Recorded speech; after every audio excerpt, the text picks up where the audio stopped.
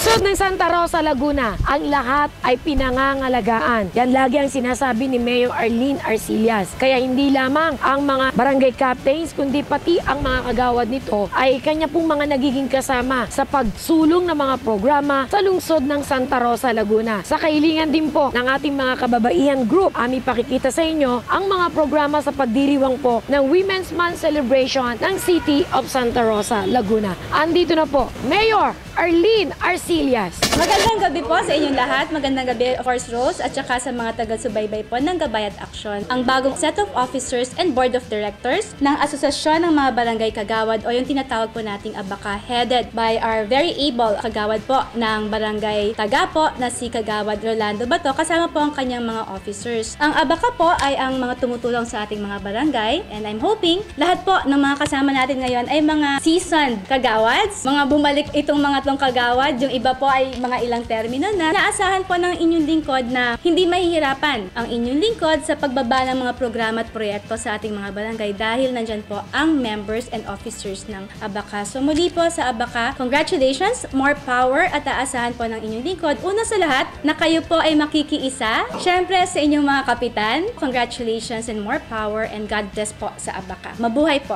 Kamusta po itong ginawa nyo ngayong kortesiya kay Mayor Otik? Ito po isang pagkasama ng ating mga barangay kagawad sa Santa Rosa, Laguna upang ipadama ang talagang pagsuporta sa ating mahal na Mayor Arlene Arcillas Nazareno at siyempre naman sa ating mga kapitan at sa ating mga kagawad para magkaroon naman ng boses o representasyon sa ating city government pangunahin sa ating Mayor. Mabuhay ang ABACA! Mabuhay si Mayor Arlene Arcillas! Happy Women's Day po at Happy Women's Month sa lungsod ng Santa Rosa at sa buong Pilipinas. Actually, worldwide ang celebration ng Women's Month. Hindi lang every year po, every day is Women's Day in the city of Santa Rosa. Ang mga tagalungsod po ng Santa Rosa ay laging handa at mas gagawin pang handa, especially pang ating mga kababaihan. Maraming celebration and activities for Women's Month natin. Today po, nagkaroon tayo ng photo exhibit. Kanina nakita niyong magagaling na performers natin na nagsayaw.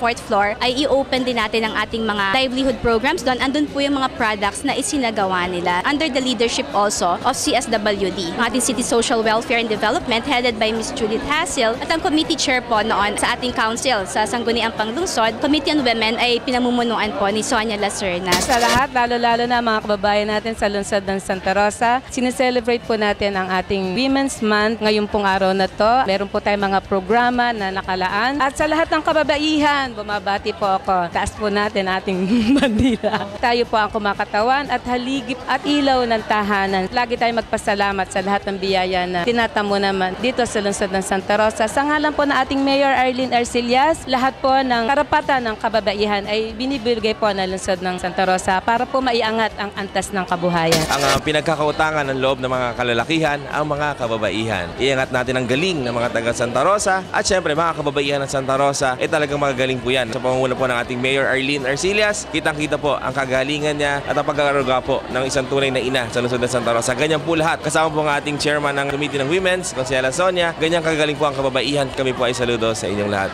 Santa Rosa, una sa Laguna. 1 week po itong aming celebration ng Women's Month. Ang nanguna po dito ay siyempre ang aming butihing Mayor Arlene B. Arcillas. Suporta niya lahat-lahat. Yung mga waste materials na po supposed to be, pero meron itatapo na, meron pa palang pag-aarian. Ito po, sako ng bigas na gawang supot. Napakatibay, kahit na wet ang bibilin mo, hindi siya masisira. Ito naman po, mga tarpaulin, ginawang bags at apron. Ito naman ay yung charcoal paper. Yung 4 pieces ito, makakaluto na po ng sinaing. Malinis ang kaldero.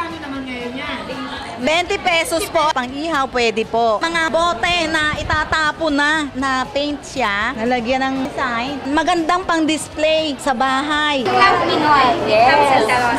Ito yung mga balat ng cesto. Nagawa siyang curtain. Ito naman po, pwede sa upuan na kawayan, sa pin. Higit sa lahat, pwedeng photo frame. Pwedeng ma-increase ang family income at mabawasan naman po yung mga nagbabara sa ating mga kanal at ito lahat ay environment friendly. Mabuhay ang mga kababaihan, mabuhay ang lungsod ng Santa Rosa, mabuhay ang aming babaeng Mayor Arlene B. Arcillas. Santa Rosa, una sa Laguna! Mabuhay ang kababaihan! Ano ba yung sinasabi nating samahang Yes, darling. Sunod-sunod po ang suporta sa amin. Napakagaling nun niyang mayor. Napakaganda pa po at napakabait ng aming mayor kay Mayor Arlene Arcillas. Buhay si Mayor! We have formed this major group sa lungsod ng Santa Rosa, ang Angat Kababaihan. So sa pangalan lamang po, ibig sabihin po, inaangat natin ang kababaihan sa lungsod ng Santa Rosa. Meron po tayong mga smaller women's group. Magkakaroon tayo ng mga free breast examination tungkol po sa health ng ating mga kababaihan. And most especially po, ang Angat po ay magkakaroon ng dental mission